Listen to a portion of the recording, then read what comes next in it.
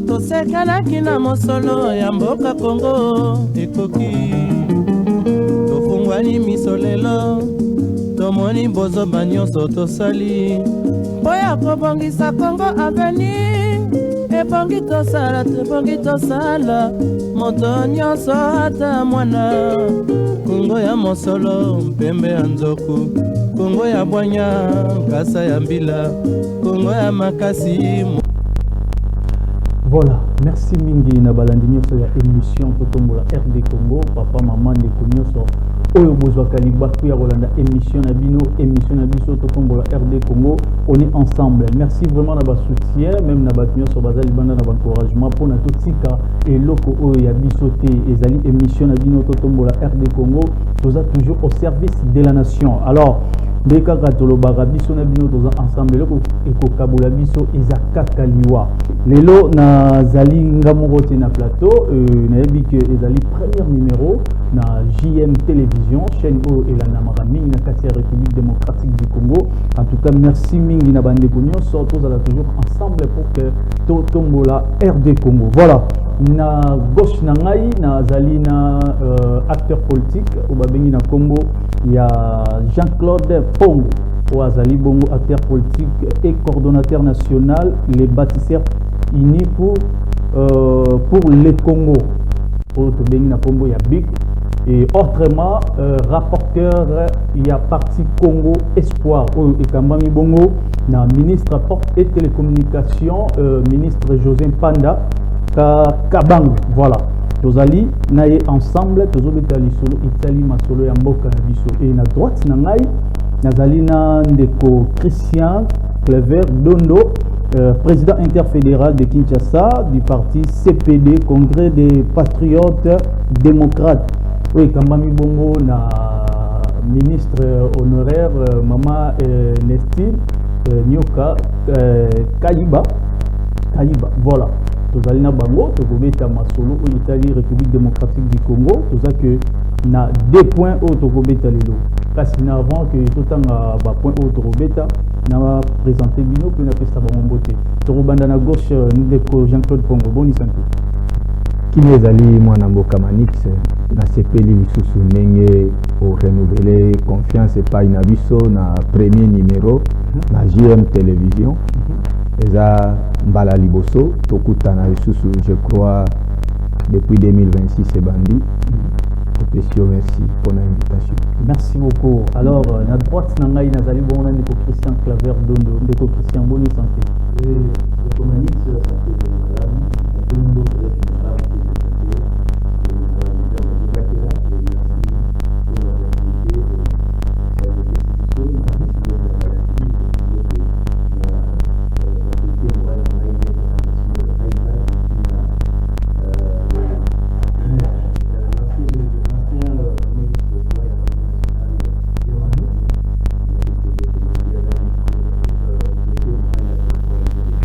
Très bien, merci beaucoup. On est ensemble, Biso Nabino, émission Nabiso, émission Nabino, Totombola RD Congo. Bobenga Bokomara, Nengi Bomesana, Kokomela Biso à chaque fois. Voilà. Premier point, la Biso Ezali Fati n'a pas un mandat, mais une mission. Pour éviter l'union sacrée. Yum Tozo Talango Lingolo Bana Bandi, na bandité, ezaka la vérité. Tozo Loba, voilà. Talango Fongoli Misu, Tozalia, les appels sans boy. Voilà. De Jean-Claude Pongo. Bozolo ba fati azana mandaté mazana mission. Alors to bana ne pas na bozolo bela on a contexte ni pour na bozo tomboki sa ba imbo. Merci mwana mboka Manix. D'abord koloba ete tozo tomboki sa ba imboka olobi ya solote. Po moimboka moko te ya tomboki. Par contre ba imboka baza ya kosepela. Pour na mission ya baza ya kosepela. Pour la mission ya Fachi. Na ebite ba imboka wana oyo zoloba baza ya otomboka baza ya wapinga na ebite. Po depuis autorité morale ministre José Mpanda Kabangu a salaki déclaration wana Fachi n'a plus de mandat mais une mission. Ozo sentir ete univers politique na ba salon politique yangonde komi vraiment en actualité. Ezo l'Obama ezobetama partout na ba réseaux sociaux yango na yango. Mais soko tali osali lecture nango, vous sentez que la réaction est plus positive que négative. Alors on a évité banani yango bazaya otomboka bazate peut-être bokosunga ngana ye babango, mais na ngambo na biso ya ba congolais au baza de bon côté à histoire. Tokanisi ete kotala oyo mokonzi ya mboka aza nango lokola engagement vis-à-vis ya pays. C'est vrai, nalobaki na émission passée que toza contre constitution T, toza contre fin ya mandat na 2028 T.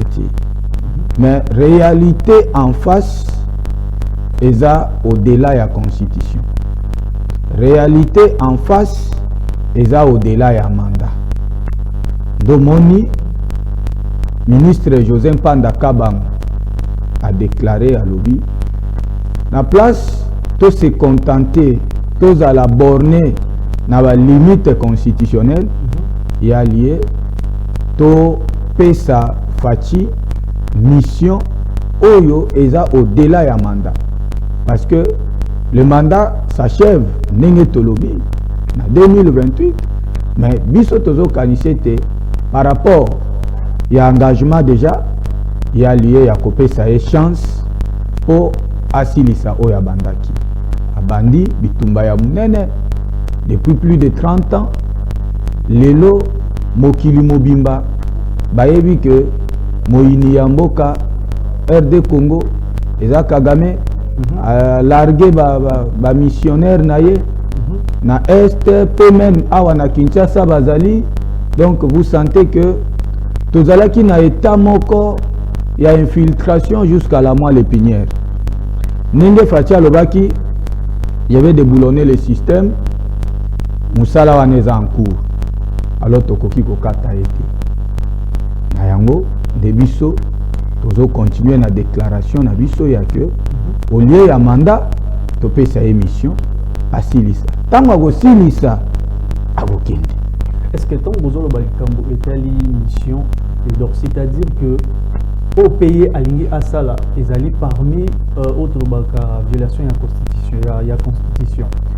Bozolo bela trop mission mais mutunyo sauté azanango d'accord ndeko Jean-Claude. Mais pourquoi vous êtes toujours pour insister? Bolingi bo PC sur troisième mandat, bolingi bo PC quatrième mandat, donc alingi asala plus. Merci moi Namboka Manix. Moutounion surtout te azanango d'accord, c'est tout à fait vrai, c'est une expression démocratique. Donc toza ko obligé batunion surtout bazala d'accord ti. Mais dès lors que majorité ya ba congolais bazanango d'accord, et la kisi que nous sommes dans les bons. Donc violation de la constitution place wana ezati. Parce que nous avons violé la constitution ezana neza peuple. Parce que peuple nous décidé na nani a koptia place wana. Peuple nous décidé à moni non. Na contexte auto komi nango, il faut totika moi namboka Félix Tshisekedi a continuer na mandat oyo et comme mission parce que mandat est aussi là na 2028. Alors topé sa mission. Eza expression libre oyo biso tozo memango siko lokola campagne à sensibilisation on a ko faire voir na ba congolais les bien fondés ya oyo tobengi mission ya chef de l'État au-delà ya 2028. Très bien, merci beaucoup. En tout cas, Bozolanda émission d'Otombola RD Congo partout Bozali, tina ba réseau, Bosili Kolanda ndeko Jean-Claude Nenga Lobi Bango, Balinkara, Fati Adana mandaté Madana mission. Très bien. Voilà, ndeko Christian Toé et Painayo, Tozolanda toujours Fati n'a pas un mandat, mais Adana mission aussi Kolanda ndeko Jean-Claude Pongo a tessi idée na e sengeli mission ana ekokisama. Alors pour na bino pe oyo Bozolinga ke bo bundela mboka bo trouver mission o ba la mission ya Fati Ndengeni. Merci beaucoup de votre histoire.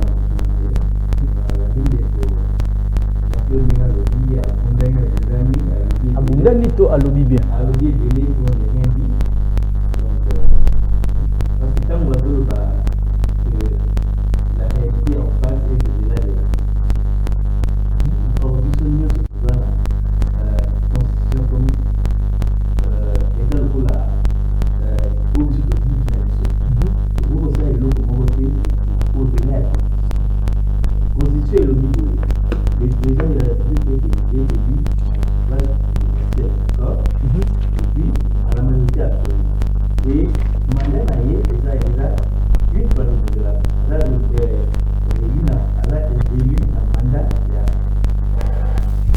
mandat moko, il y a 5 ans, et puis une fois renouvelable.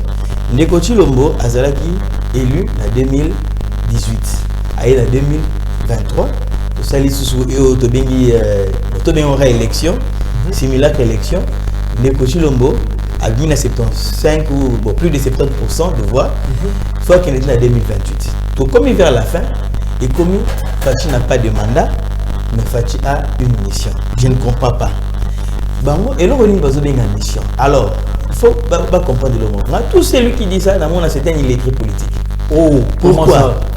Parce que pour une mission, il faut d'abord un mandat. Très bien. Mandat, PCO, il y a 5 ans. Vous avez un mandat, mais dans le mandat, il y a une mission.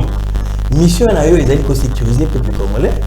Mission na yo ezali développement du pays, social peuple congolais. Mission o yazana monde ya mwana. Siko ba balo ba azana mandaté.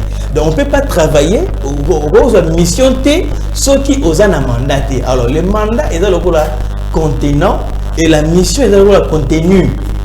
Donc jamais mission ekokoya sans mandat, jamais. Donc il faut d'abord mandat. Les tu vas passionner au diriger entreprise Moko Songolo. Ba passionner mandat. Na kati ya mandat na mandat ça la mission na yo ezali boyi. Na mission na yo ko ça la boyi, il faut remonter, il y a des missions. Mais on peut pas dire Fachi n'a pas de mandat na la mission. Quelle est cette mission? Et puis mission on appelle fanatique. Or mission o yazana mwana oui Fachi a la mandaté ba la mission oui. Mission ta ko sécuriser peuple congolais. Très bien. Sécurité na biso lelo. Est-ce que ça là? Kolia ba commencer ba congolais bazolia. Salaire ba congolais. Ah kutu po ba futa bato. Ba ke ko défendre bongo pas ba opérateur économique. Parce que wana mission de moi. Donc Fachi a lamentablement échoué. Donc ce qui toquait dans le contexte de la mission, c'est que vous avez le pire peuple congolais qui souffre de ma casse. Oui, nous sommes comme ça. Moutabi, c'est l'idée. On a le président est parti. Abeta qui peut, balinga l'utiliser. Ah, qui maman qui n'a cassé. Non. Na la, qui n'a pressing na bon. Fachi n'a pas de mandat, n'a qu'une mission. On a pour à laver ma cambo ya salaki. Donc ça c'est maman mabe. Oh, ya yé ma cambo salaki. Salaki maman mabe. Bon, bengi balandela ye. Il déjà solo. Bengi balandela ye. Ah, on a ça ndeni yake na pressing na bon ya Fachi be. Moi tombolo be, moi maïbe. Fachi n'a pas de mandat, n'a qu'une mission. Alors, mission ya Fachi que bien pour sécuriser mission. Na mandat ba pesa ye. 2028, mandat na ye ici. Ceux qui a sali a koki cité. Mutu muso akoya na sima akosala yango. Woni botinga maka mutu ka ye ka ye ne mutu fasala. Kabila zalaki Mobutu azalaki. Musée aye, musée aye Joseph Aye a sali place ya Souki, ye pa ya Zui. Place yo pa ko Souka en 2028, atiki o pa ko ya Azui a sali mais to ko violer constitution té. To ko violer constitution té. Donc déjà on est ça vraiment réside pas sur le bana. Donc il est trisme politique. Au bon sala wana. Donc bolingi bo ba kamutu il est comme boy donc comme c'est chef coutumier. Chef coutumier azate. Au sali deux mandats na ici, OK. Donc Fachi mission ya na ngo ya ko lisa congolais ya ko développer mboka a promettre ki biso bloc rebelle a sali on a noté siko bo baxer sous a une mission. Quelle est cette mission? On va passer sur la mission. Oui, apparemment ils ont un bloc rebelle au nan a salité. Mais pourquoi bino opposition bokoki ko pesa e chance té na makambo a malam akoki auti ko sala pas au meka ko sala mais aza toujours bloqué au lieu ko sunga pe mwana mboka pour que sala sous makambo ya malam. Makambo ya malam ya sala. To aza bloqué na bloqué ana signature ado décider nyonso ye mongazana alors baka qui m'interdira moi OK nani akopekisa ye pas changer constitution alors baka ngoti yinda kana muta ko interdire ye azate donc asala oyelingi mais 2028 to silani mwana mai kindi to sai dia deux mandats na c'est fini les autres que ba ko battre biso ono la mission mais aba pesa na mission ngana ni mission on va faire une mission. Quelle est cette mission? Pour mission on va faire ça y les a pour sécuriser biso. Azumboka o ezaki les 45 territoires na boko na biso. Lelo o akende goma okendete, akende Bukavu okendete, Bunaga na kutu bande kenda. Ako ko sécuriser biso te. Okena nini o na ba mobondo awa. Na insécurité na Kinshasa kutu awa. Donc eza kutu ya koloba te. Mission ba o yazana moyango wana. Mais ako sala ngote siko. Ba inondation par-ci par-là. Bazo ko sala ngote. C'est comme mission est stoppé ça.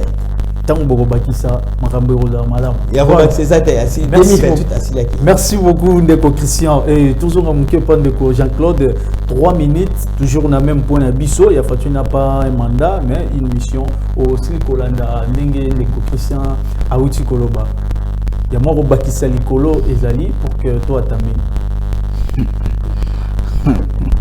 pour ce qui m'intéresse vous Ndeko Jean-Claude avec Libanda ou comment oui na ce qui passe que eloko asika ebimana munoko ndeko ezala te nyoso ya kala toyokango déjà bato bazofutama te bato bazolia bien te toyokango déjà mais nayebi te jour nini débat to pe émission to tombola RD Congo comme elengi par rapport ya profondeur ya réflexion to pe ya likanisi ya kaka bato bazolia bien te nini il a déjà c'est dit déjà entendu au balanda kaye bayebi déjà bato bayebi lelo ndeko donda olekana totombola de Congo bayebi déjà bilo na wana olobaka kaka ya kala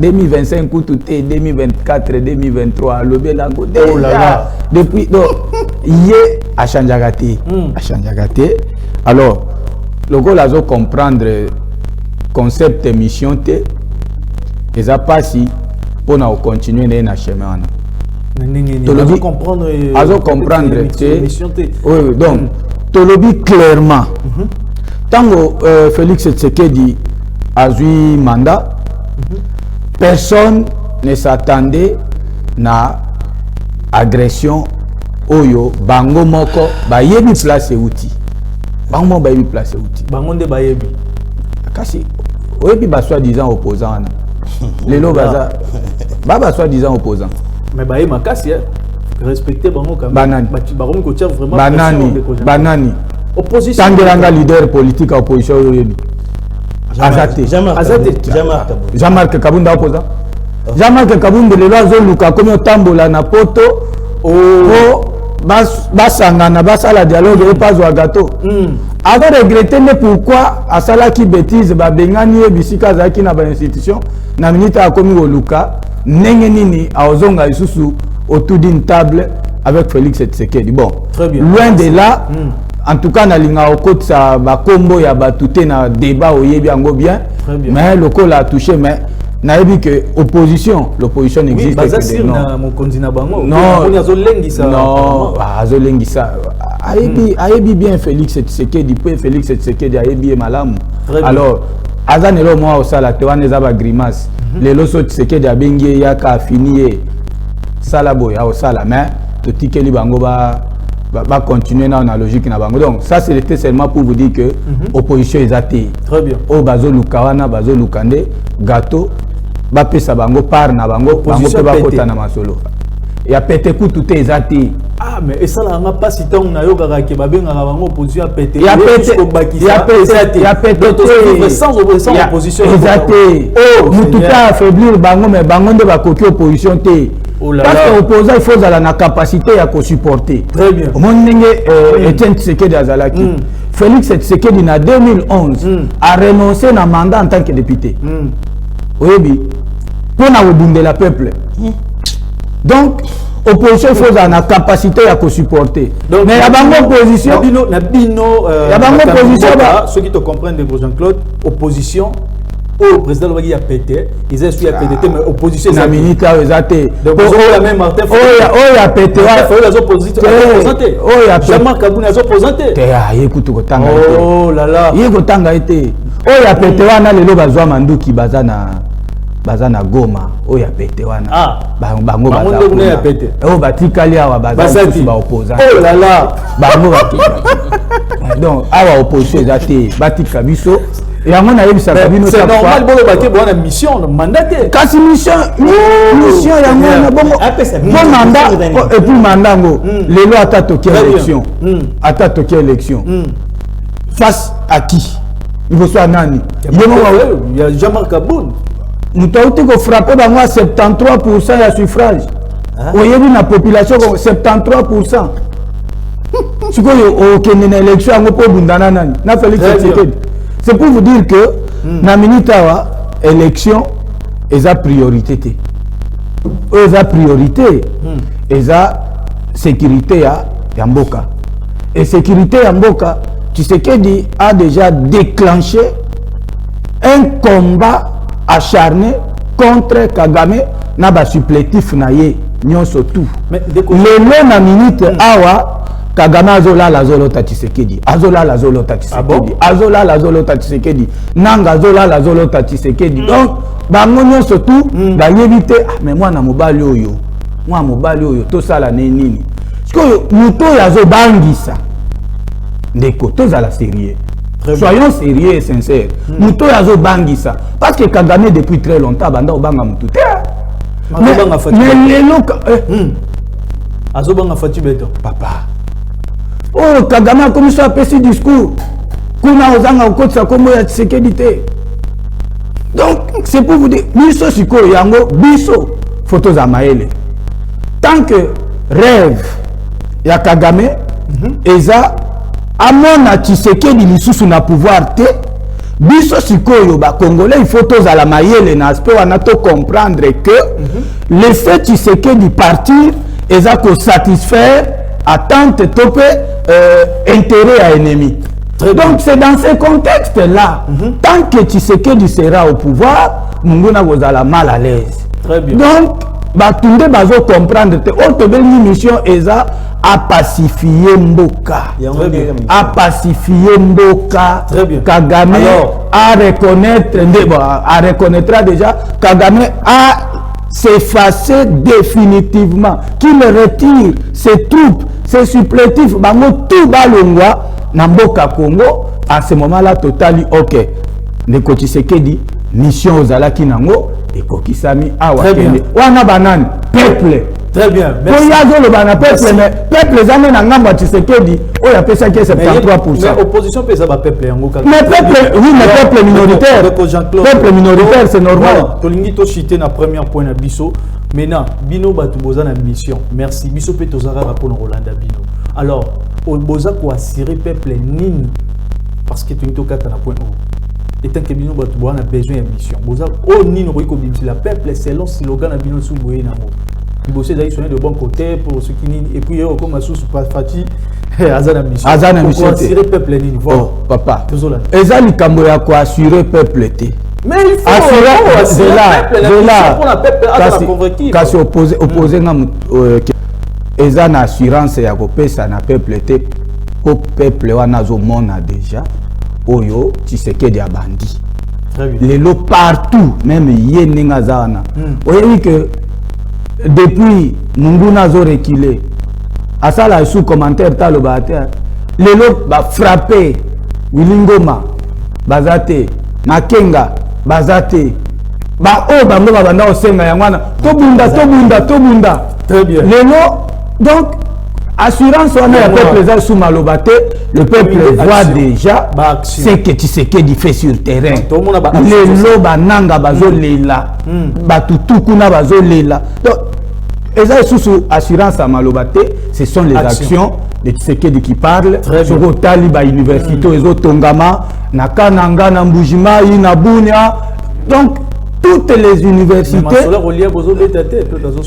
mais kokokisa nyonso mbala moko te voilà kasi mission de ce que kokisa minda okende voilà merci beaucoup de kokisia aussi Kolanda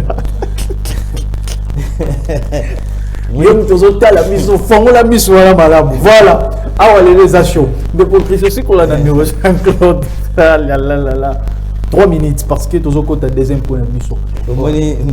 3 minutes. C'est qui pour la loi bien. Na comprendre de Jean-Claude. On est qui jalelo. Oh. Eza musala makasi so oye babi loba ka ndé ba koto makambo kinde loba makambo zo ba kutu fond nango. Ozomona yo moko to zo bunda na pas expliquer ngo. Tant dans le but que non, je viens ici dans le barrage, même les déjà entendu. Mais tant dans le babilo pour moi, bien le ça la montée. Mais faut te bander la gare pour ça pour le bayango. Très bien. Bah tout le lot, oui bah fonctionnaire bah foutamika. Ouais, tu sais comme nous sommes bah foutamité. Bah comme paye comme progressif. Et puis pour foutre à bateau, il faut que défendre bon. dans quel pays et ça n'a pas foutu à fonctionnaire pour que nous défendons bon et banal décembre va défendre bon après janvier va défendre bon mais éviter la février va sous défendre wapi il y a une émission il y a un tozolo ba biso tozana na côté à population a souffrir tant tozo bandela peuple alia peuple ala la malamu peuple a dans la sécurité mais bozo sala ya ngote ba inondation bozo batene ni to ko sala po to si sa inondation bozo sala ya ngote to banda bika koloba et ne koloba a opposition égalité mais nous cas moi pouvoir ne pouvoir bazana pouvoir mori ya tiana na ya pété pouvoir pété pouvoir ya pété bazo pouvoir rezo kambamboka ya bazo kam on a fati béton lelo oyo ke biso opposant to comme na insécurité même dans le ba na éviter libanda sulu ba rozelanga kuna vraiment lelo mwana mboka kamizelo opposition pété tala kamizelo azat Nathanaël no kombaza wapi ndeko lelo kanga opposant Jakinda la lisusu Alimou donc tu sais que la façon où il a fini ba président fat ndenge aloba bakanga yewa opposition biso ça opposition moko ya mayele opposition ko buka te ne bango bazaki ba transco ko buka ba kebe o ville morte donc tebi que congolais aliaka du jour au jour donc ceux qui to sali ville morte toujours pour faire souffrir la population biso to ça ne opposition moko ya mayele toujours que ça ba idée biso ko to proposer bango bazana ba proposer moko je sais que di proposition ni appelle ça tango za opposant est-ce que Jean-Marc déjà appelle sa proposition et elle est belé ce qui to roula la coutoire appelle la proposition est belé bon ba kangela réuni tango dénoncer alors oui sous l'opposant doit supporter to supporter makama mabe tant que nous besoin yiba mbongo besoin détourner to supporter ngo non on doit dénoncer très bien alors c'est avec 73% des suffrages na simila que élection bon ka soni bon ba ilikamuté 73% parce que na bulletin moko ezalaki na président de la République député national député provincial na conseiller municipal très bien comment c'est possible tingi punulu bolobi ya tricher na part na ye bo annuler bulletin wana mais il y a président non il y a botiki azaki lié indirectement déjà quand un document n'a droit est déclaré faux balobaté non sauf et l'autre on a déjà bien mais monsieur Zamabe non tous les documents il faut déclarer faux faut pas le ballon 70% na ya boyibi élection ça la 7 jours il a Sony pour na pouvoir nekolobi ba élection ils a priorité pour na biso non constitution lobby yango déjà awa 2026 ango donc l'année prochaine faut valider ko mbongo pour la élection faut ça la bamsusu balobi mbongo wana élection c'est mieux ba mimanguna et kende na est oyoki mbongo élection et que na est bongo o ya bazo yibana mais na budget ba ça qui soit déjà budget à 26 20 mission o la moni rosale terrible mais kwa lobi awa non nangaza na kimete wilingo bango pona bango nde wilingo makufi eza victoire ay bisanga depuis wilingo makufi ba récupérer ba territoire nini ville ata localité moko ba récupérer aza informé te ba récupérer nini Hollande ka informé bo kende le combat eza na centre Minembwe papa tika biloko wana na centre Minembwe bozo la biso Goma bozo la biso Bukavu tout na besoin na yango biso tona makamto sala ka pe na Goma wana mais depuis batika Uvira bobeta lisolo te Uvira na batika biso Uvira batika ngo na yo kaninga luka maloba Uvira batika te bino Bunda est-ce que Bunda batika Uvira non biso problème na biso dali paix ezonga na mboka na biso paix on a besoin il y a paix mais paix wana ndenge bino besoin memela ngo non c'est ça que so wilingo makufi ndebo la victoire non bon récupérer ba territoire c'est ça que nous voulons parce que même na M23 ba kufaka na bango wilingo n'est pas le premier très bien paluku akufaka bon récupérer ba territoire wilingo n'est pas kufi bon récupérer ba territoire c'est fini nous voulons juste la paix donc likambo ya mission oyo eza info fouillant ezaka mutu moko nde balobaka non ndeka souminé à cause ba petit ba petit kwa des yango wana donc mutu sali mbeba na ye siko bangi balandela ye non créer lo nini fachi azana mandat azana mission yango la mission na contenu ya mission ezate azana dena mission banaka la donc lokwa de topesa ye mandat hein parce que tout le bien dans l'ensemble de topesa ye mandat wana aza déjà na mission na ye et puis ceux qui mandat wana esili akei o yakoya sima ceux qui Jean-Marc Kabund ceux qui nani au seki makasi de ceux qui élection en 2028 a continué dans donc les hommes passent, les institutions restent. Alors ils ont été que non le col avant de venir comme chef coutumier à la mission yanini mission contenu mission exacte. Très bien, merci beaucoup. On est ensemble, Mission Nabino et votre émission, notre émission Totombola RD Congo. Nous sommes toujours ensemble. Nous allons partager le plateau pour l'intérêt Karayamboka. Voilà. Deuxième point, la nécessité du changement de la constitution et la sortie médiatique de Bati Lukwebo. Tout le monde est PC passe. Et le Kongana Lobaka. Et autres, ça passe dans le monde. Pourquoi mandat oyo ndenge zaboui soki ozana bango oza congolais soko pesika moi position na yo na makambo mabezo salama ouf okomi bango étranger voilà yo mtozo tala ngo fongoli miso na bandi na zolo ba mabeti voilà toko bande pande ko Christian aussi ko landa Bati Lukwebo est-ce que le temps que yo mwana mboka alobi mabe ou bien azana raison na ba propos Ndeko Manix, au moni mboka na biso oyo eza très compliqué, surtout gouvernance il y a UDPS. Très bien. Moni na UDPS soko lobby oyeka mukantombolo be payé aza bien. Soyeka ko lobby vérité au comique sénégalais tout le monde ba failli comment ba sénégalais ba pesa que Keita Diang ba pesa que ba kombo lelo pe Bahati Bahati pe a commis ce qui burundais ce qui rwandais. Bahati a juste paraphrasé Félix Tshisekedi. Félix Tshisekedi est en opposition à l'Obakinine. Abili Kambo ya Congo, ils ont la constitution TI. Ils ont peuple Alia Malamu. Félix Tshisekedi est en Lobaka. Bah image je peux bah image est ali. Bahati a l'Obika oh Félix à Lobaka. Mais jamais tout le monde à l'époque à Kabila tout le non Félix Tshisekedi Azala qui sont qui angolais on n'a rien. Bahati n'a dit que la vérité. Tant à l'objet que non, la RDC n'a pas un problème de texte, mais plutôt un problème d'hommes qui doivent se conformer aux lois et aux dispositions déjà existantes. Ah, on a raison. Et puis, c'est un problème à la constitution.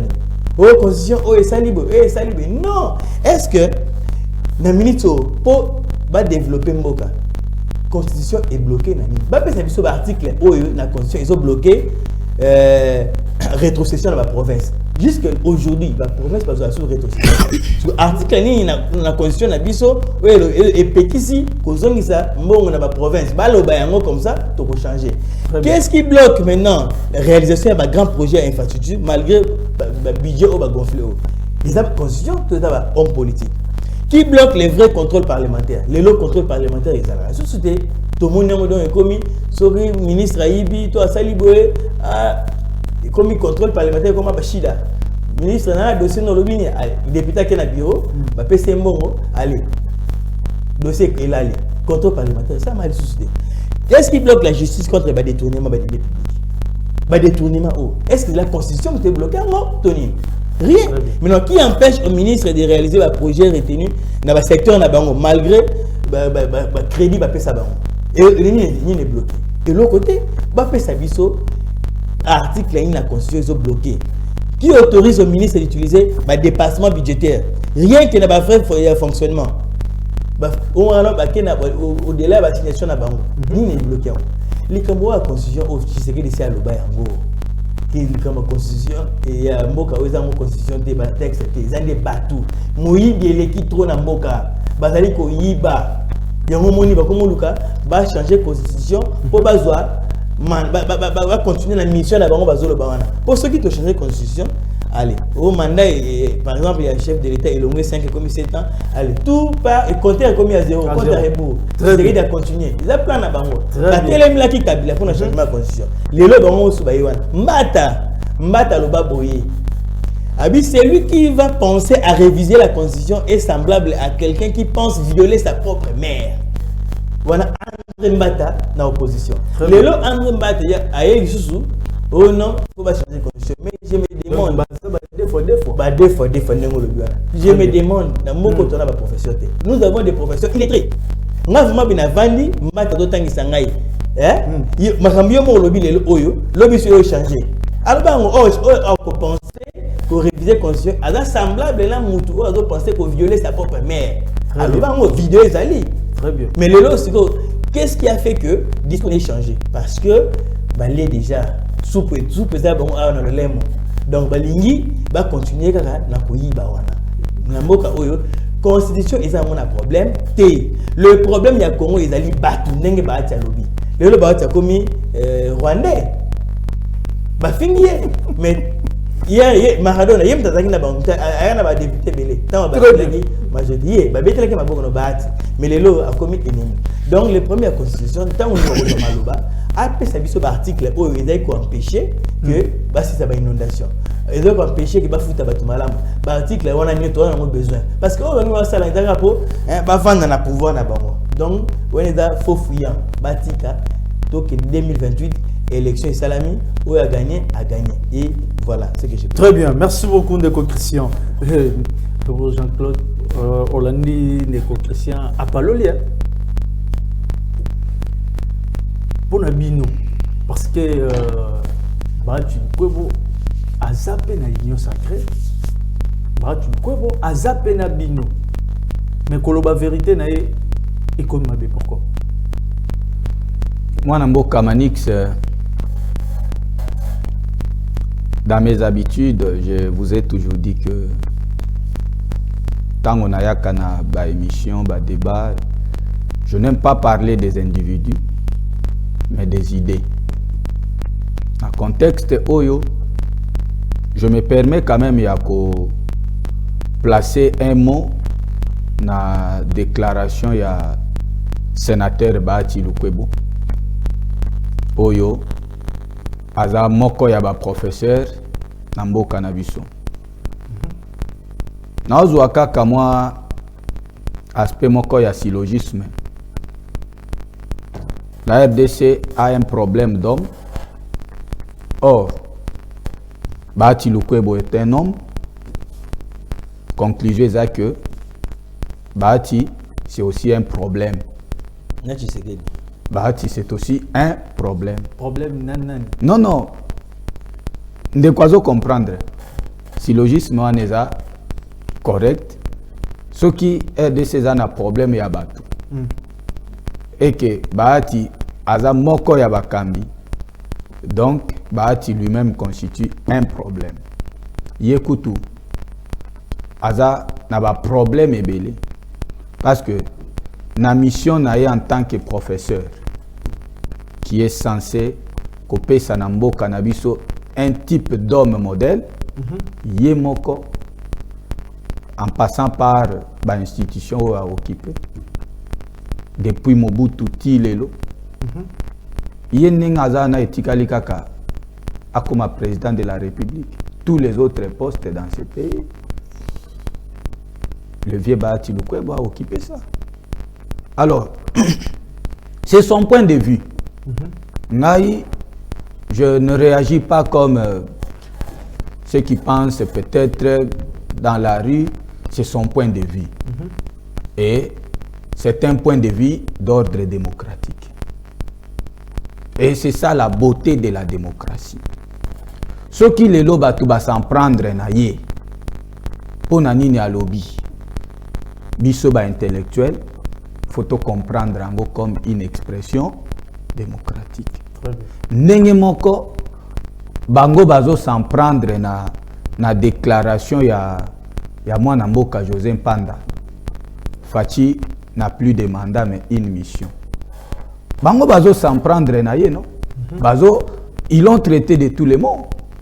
Oaza flatteur, aza.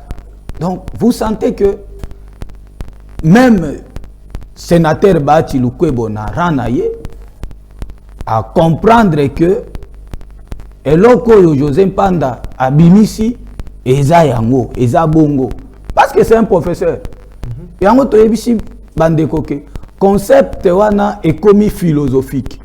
Yango moni na ba professeur ba komi kolobelango. Bahati Lukwebo a réagir kaka parti à déclaration wana. Très bien. Kaka déclaration parce qu'il a souligné na maloba na ye. Oh, ceux qui pensent que Fachi n'a pas de mandat, il a une mission ce sont des flatteurs. Alobi Ango Bongo. Ceux qui pensent à Banani, moi Namboka José Panda. Donc ça signifie que José a écouté. A écouté. Peu déclaration, il y a un des autres cartonnés dans le salon politique que nous surtout. Alors, le Kolaza n'a pas ambition à y. Il y a Kokoma Soki, président de la République. Aza libre, il y a qu'à se prononcer. Et je ne me vois pas aussi que Pekisaba Oyo Bazo s'en prendre na ye, Nenye Moko Bango pe ba s'en prendre qui na, moi Namboka José Panda Tango Alobi que Fachi n'a pas de mandat mais une mission. Donc, eza guerre moko démocratique. C'est une expression de la démocratie. Oyo biso tokoki ko condamner moi personnellement, eza intolérance ceux qui tobandi ko porter atteinte à la dignité à mutu. Mais ceux qui tozo ça la guerre ya ba idée, en tout cas moi j'encourage ça. Yango pe loko na linga ko senga na ndeko. Tango tokuta na ba émission il faut to mataka na niveau ana. Tolongwa biloko pour lui, il y a des idées. Même place aux il y a des idées. Les fondamentaux. Il y a des idées qui sortent au débattre. Oui, natango akala ndeko ba ne uti koleka. Ba émission qui tellement élengi que ça vous donne vraiment le goût de suivre.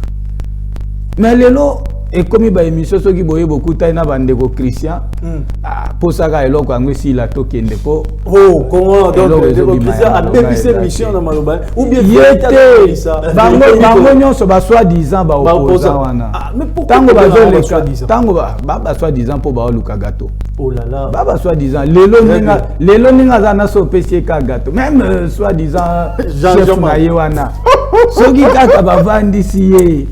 Donc, c'est pour vous dire que, avec tout le respect que Toza Nango, le sénateur Bahati Lukwebo, Aza libre ya ko se prononcer, mais avantage, il y a Fachi n'a pas de mandat mais une mission parce que Yangonde est impacté peuple. Très bien. Impacté peuple, Moutounion surtout, alingi kaka akota na philosophie wana potoloba keza philosophie. Moutounion surtout akota na philosophie wana. Yesoga Monika aza kuna te etalié moko. Parce que na déclaration na il a visé deux personnes. Je cite Aboya Kotanga ya Liboso. Il a répondu à José Panda. La déclaration ya Fachi n'a pas de mandat. Et Ami Balé à répondre à Evariste Bocha na nécessité à réviser constitution. Donc yé pona ya Monique Biloko wana eko étouffé ambition na ye ya comme président de la République ce qui nécessité ya. Abosani ke Tshisekedi oyo mutu azongisi ye na scène. Tango babengani ye na FCC kana titre ne ya ki Maradona wana. Babengani ye kuna leli babotoli parti bapesa yango nene. Aleli par-ci par-là accueilli Tshisekedi aye azongisi lié makambo en ordre. Lelo alinga banda isusu. Donc on connaît les joueurs de l'RG. Toyebani et sorti oyo et permettre sikoyo na mokonzi mboka comprendre. Très bien. Batuni nyango azana bango. Babandi ko se dévoiler malem. Il se dévoile.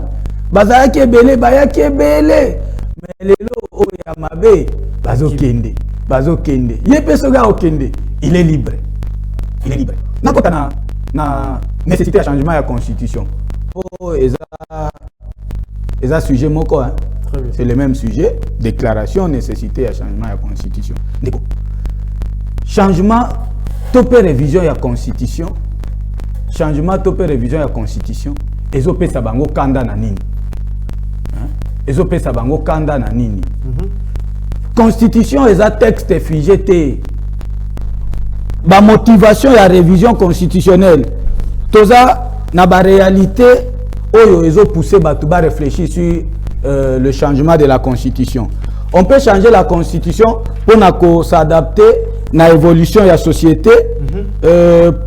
soit pour répondre à la crise politique mususu lokola oyo tozo vivre nango. Très bien. Est-ce que bandeko yo bazo telemelango ils savent na rappeler bango na lombangu wana soki oyebite landa na rappeler bango na lombangu dans les vieilles démocraties nenge tobenga bango ils sont passés plusieurs fois na révision de la constitution ndakisa soki botie tembe bokende ko consulter bokende ko luka na États-Unis d'Amérique constitution adoptée en 1787 en 1992 sous George Bush constitution américaine ezalaki modifiée 27 fois 27 fois je pèse bien mes mots. Constitution française adoptée depuis 1958 ezalaki modifiée et connaître 24 modifications. Ce qui botie tembe bokende ko consulter. Constitution allemande au babengi loi fondamentale et connaître 60 modifications. Bokende ko consulter ba internet ezali pour ne citer que ce pays là autre bengi ba vieille démocratie. Ezebele. Vous voulez nous dire que RDC par rapport à la situation, à la crise politique et ça le quoi la pays wana la RDC connaît un problème sérieux. Connaît un problème sérieux oh yo bato maël il faut tout réfléchir non. Parmi les problèmes que nous avons, il faut tout réviser la constitution. On ne peut pas s'appuyer quand oui, les types d'hommes c'est tout à fait vrai. Mais il y a un côté qu'on empêcher biso tout réfléchir peu la nécessité de réviser la constitution. Alors, ceux qui bandent quoi non bandent ko réviser la constitution, ko changer la constitution na bango de temps en temps. 27 fois. Dans l'espace il y a 200 ans. Constitution américaine ezalaki modifiée presque après chaque 7 ans ou après 8 ans. Et constitution française, ceux qui 67 ans ou 68 ans d'existence, 24 modifications, sur ça les moyennes, une année, 2 ans, constitution qui modifiée. Mais le constitution, il y a RDC, modifié depuis 2011. Puis 2026, tu as commis déjà 15 ans. À ta article, mon côté, tu as touché.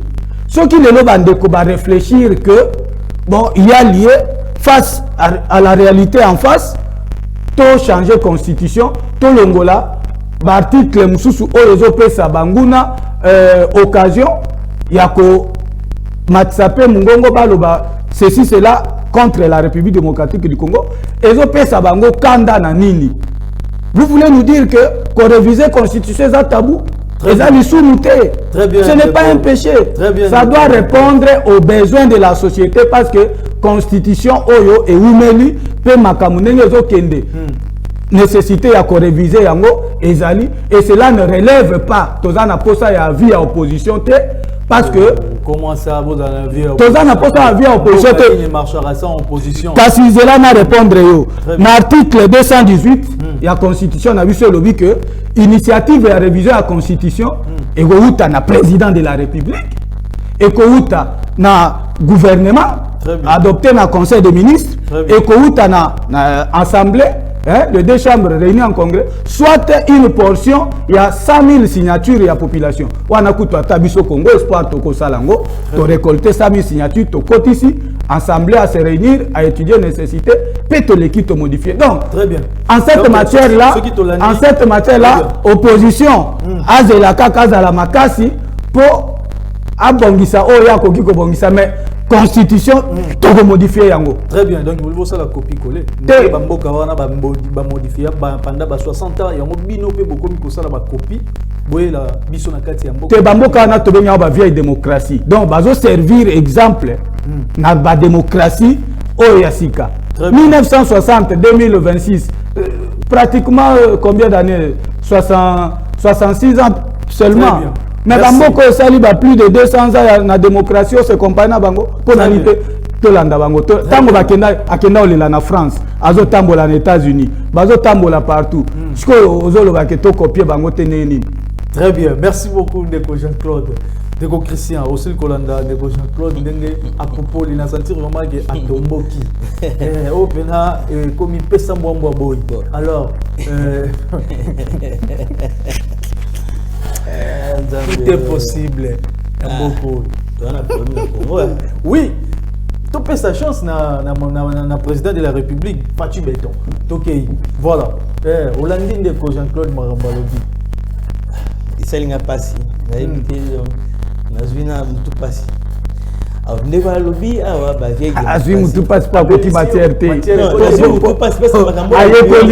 Ayekoli. Maramba lobby on a ils ont sens. Ayekoli. Donc, non, le bani. Azui vraiment pour. Non, c'est très bien. Quand on a vu la vieille démocratie, on s'est servi d'exemple. Oui, il y a beau y mais pourquoi seulement copier quelqu'un qui va changer la constitution, mais vie na bango social to copier un autre point.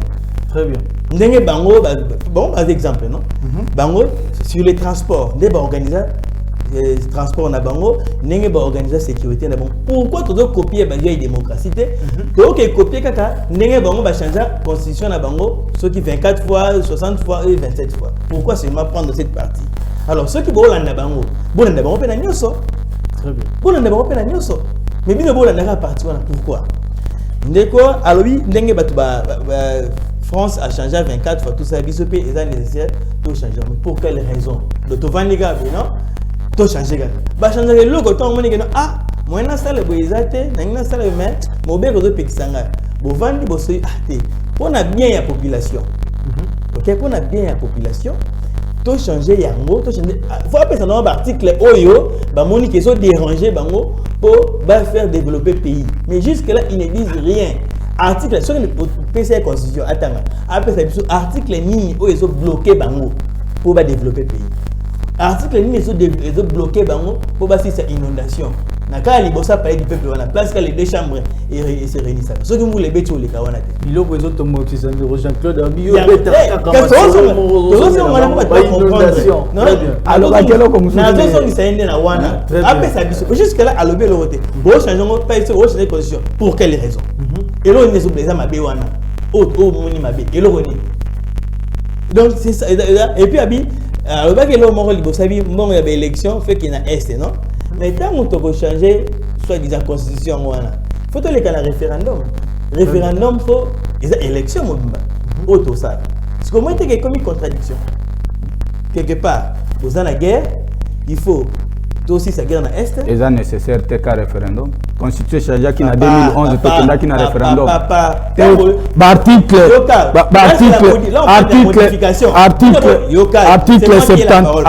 71, article 110, article 126, article 149, article 197, article 198, 218. Donc, en 2011, il n'y a pas eu changement de considération. Il y a eu révision constitutionnelle. Révision, mais nous allons parler d'un changement. Quand on change, c'est-à-dire Bolongoli Oyo et Kei, comme la République Moussoussou. Comme la République Moussoussou. Mais il faut passer par le référendum. Et le référendum, on a des élections. Donc, quand on a une élection, tu as la guerre. Très bien. Mais quand on a appuyé, tu as changé de constitution. Parce que là, il faut qu'il y ait un référendum. Et là, on a pour votre intérêt. Alors, nous avons sous un syllogisme à l'Obaki. La RDC a un problème d'homme. Or, Bati est un homme. Donc, Bati est un problème. Mais pour un dirigeant numéro 1, il n'y a pas de mauvaises troupes, il y a que des mauvais chefs. Donc, il y a un syllogisme. Très bien. La RDC a un problème. Or, Tshisekedi est un homme. A un problème d'homme. Or, Tshisekedi est un homme. Donc, Tshisekedi aussi est un problème. Parce que, Moutou Oyo, Aza, redevable dans le peuple congolais, Aza, Tshisekedi. Biso to vota ki Tshisekedi, to vota ki Batite. Comprendre? To vota ki Batite. Moutou le gouvernement a ça na il y a vota ki Tshisekedi. À reconnaître avec un simulacre électoral, mais à reconnaître que to vota ki Tshisekedi. On comprend. Non, pour ton information. À reconnaître que to vota ki est heureusement. Et vous continue. Très bien, oui. On a porté ces combats, nous avons cru na Tshisekedi. Mais tant que Monique, Makambo a promis qu'il biso a ko kisa mo ko aventure. Très bien. To ko to limite to porter chapeau. Ya mo to longo to kena ngambo ya peuple. Toto défendre le peuple congolais. Mais moi, comment défendre le peuple congolais? Donc, Tozala qui n'a union sacrée, nous lui avons fait confiance et totalement que confiance que ça qui est. Ton moni foi à tout ça. Peuple a ça qui Fati 73%. Peuple le seul président crédible est Tshisekedi Dinaminita. Oh, tozongi na solo. Papa.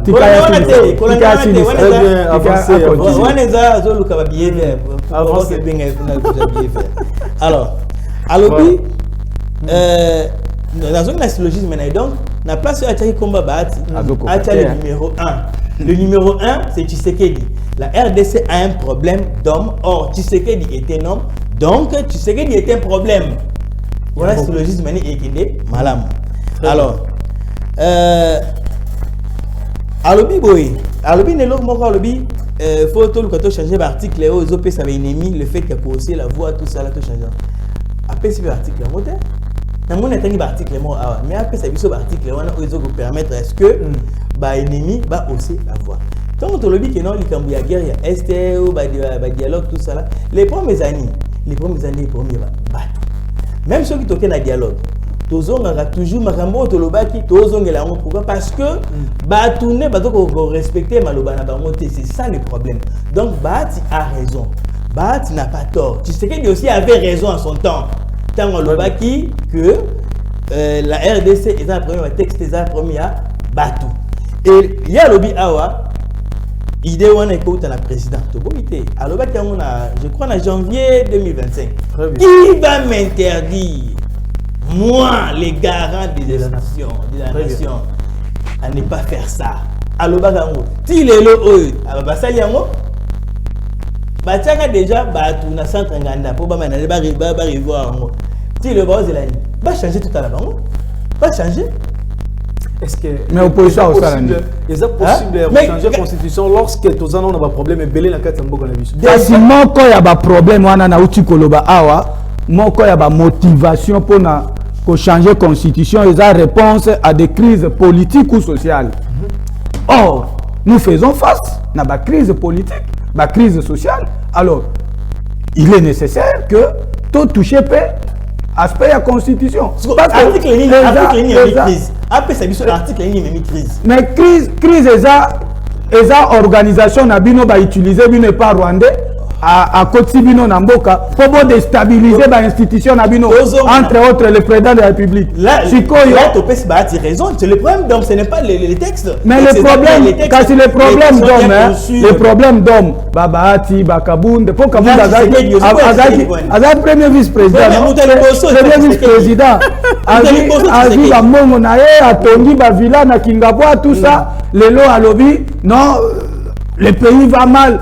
Mais le pays va mal? Il y a qu'à justifier source à Villa ou à Tonga kuna na la banalise na bino pays ezo kende bien pays ezo bino ko sala banalise na kati kutu ndeko Christian ke maloba ndenge bino moko union sacrée ndenge bo dirige mboka yozo mona te na uti ko yebisa s'il te plaît ndenge bino mo bo memela mboka ezo kende bien yozo mona réponse bino moko bozo mona ba université ezotongama te ba université ezotongama bino bozo mona ngo Jean-Claude ndenge union sacrée banzela oyo ezotongama bozo mona ngo te komi ko chiter répondre nga na point na ko répondre ozade na réponse ba université tongami partout banzela ezotongama partout olingina te na lobi banzela oyo ezotongama ba université ezotongama ozomona ngo te lelo munguna azo reculer est ozomona ngo te sukisi awa pesa biso réponse oh là là ezokende bien mboka ezokende bien très bien merci mboka ezokende bien Deko Christian ndenge baza kokamba mboka tokomi déjà konchiter parce que TV ndenge aza opposant masalaka ezokende bien aza na salaire ya malonga un opposant mais azosala azozwa bonga malonga azozwa salaire ya malonga biso opposant mais émission la biso opposant aza na musala bien afutama to profiter moi rapidement avant tozwa bambote régie permettre biso to souhaiter joyeux anniversaire na Francine Misenga Vraiment, on a Oazoko qui a 3 ans. En tout cas, il y a Francis Missenga, joyeux anniversaire à toi. Et de la part, il y a Papa Léonard Tamboué. Moi, je vais invité à l'émission Totombola RD Congo.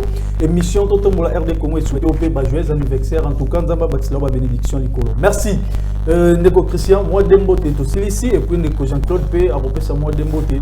Toka ta émission, il y a mon collègue Alilo. Na Pessimbote na honorable Jean-Marc Kaboun. Comment ça, président de la République? Na Pessimbote na maître Anassine Bakaiba, autorité morale. Na Séverin Dje Kakawat, le chef d'état-major.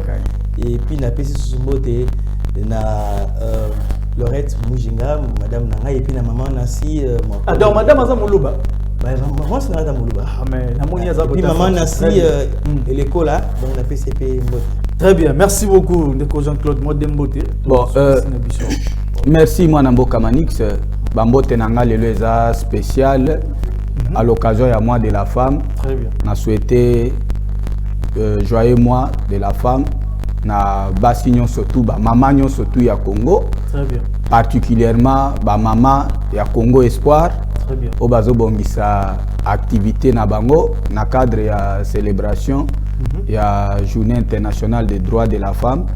Ba maman ya Congo Espoir ba bongisi activité munene oyo eko sunga bango ba partager alors à l'occasion na pesi bango mbote. En tout cas pour na lelo to suki ka epa ya ba mama po eza mwana bango. Très bien. Ce qui n'a pas en fait muto so na pesi mbote te ya bosa na kaka na pesi mbote na grand frère na ngai Michelin Kanyika Matondo na Sud Afrique na pesi mbote mingi wana ye aza alela fati fort. Ah. Donc il y aura un otika là pour nous. Il est là fati fort. Très bien. Merci beaucoup votre émission, notre émission Totombola RD Congo. Bolanda biso toujours nenge tepandi na ba continuer toujours na JM télévision chaque lundi na 16h20 et vendredi na 16h20 tozali wana pona ko sala toujours musala pona mboka. Alors to souhaiter vraiment ba fête madame da ba maman nyonso et ba fête tozo fêter a déjà le 8 mars na fondation Gelor Lokumu ainsi que mes salutations spéciales na président Gelor Lokumu et pourquoi pas na bosanate les boss Miguel Koutou depuis na Prince Kassavou Mukuna sur dans besoin ba t-shirt bleu moya malonga ba kepi ba chapeau ba Lacoste nyonso o esengeli o imprimé que ndeka pas les boss Miguel Koutou kuna na Prince Kassavou numéro 106 voilà na avenue Isoki Azawana a servir yo kitoko. Voilà, et ça qui bon émission na bino ya numéro 1 na mokolo ya lundi, to yebi que to continuer toujours ensemble. Et c'est mon angeza raton na maraba invité na o ba pesaka makambo ya kitoko na kati émission Totombola RD Congo. Sans oublier équipe technique Mobimba, il y a JM to pesibino merci pour nous rendre ce service na mokolo lelo de Tosuki to moyen lisusu na mokolo ya vendredi. Merci. Merci.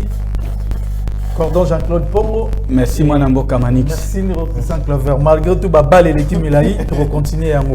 Bisona bino to mona na mikolo ezali koya. Ciao.